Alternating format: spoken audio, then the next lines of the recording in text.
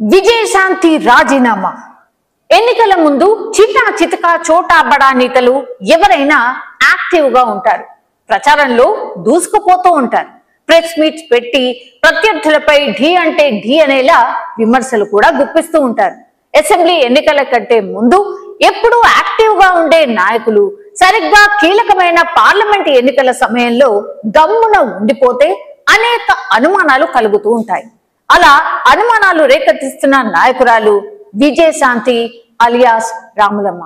బీజేపీలో అసంతృప్తిగా ఉన్న రాములమ్మ శాసనసభ ఎన్నికల ముందర కాంగ్రెస్ లో జాయిన్ అయ్యారు. అయితే కీలకమైన లోక్సభ ఎన్నికలు జరుగుతున్న ఈ సమయంలో ఆమె అడ్రస్ లేకుండా పోయింది. మీడియాలోనూ ఆమెకు సంబంధించిన ఏ సమాచారం రావటం లేదు. కాంగ్రెస్ నాయకులు ఎవరు ఆమెను కలిసినట్టు, ప్రచారానికి రమ్మన్నట్టు దాఖలాలు కూడా లేవు.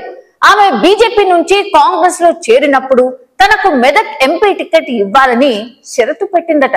ఆమె బీజేపీ నుంచి కాంగ్రెస్ లో చేరాక అధిష్టానం కూడా ఆమెకు స్టార్ క్యాంపెయినర్ బాధ్యతలు అప్పగించినట్టు తెలిసింది.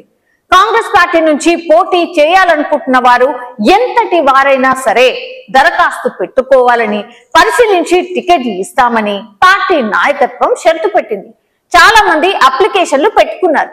కానీ విజయశాంతి ఎంపీ అభ్యర్థిగా, ఎమ్మెల్యే అభ్యర్థిగా దరఖాస్తు చేసుకోలేదని సమాచారం.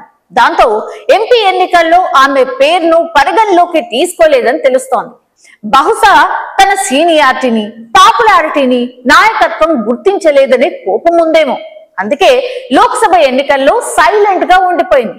గతంలో ఆమె కాంగ్రెస్ లో ఉన్నప్పుడు అలకబారటంతో అప్పుడు కొందరు కాంగ్రెస్ నాయకులు ఆమె ఇంటికి వెళ్లి ప్రచారానికి రావాలని బతిమిలాడారు.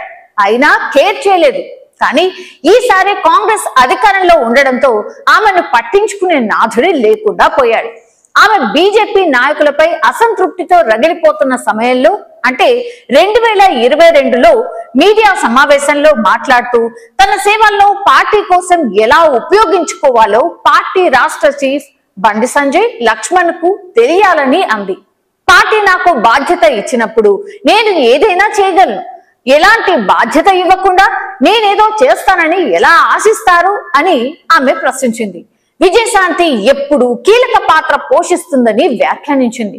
నేను ఎప్పుడు అగ్ర పాత్రనే పోషిస్తాను, రాములమ్మ ఎప్పుడు రాములమ్మే అని రాములమ్మ టైటిల్ తో తన సినిమాను ఉద్దేశించి చెప్పింది.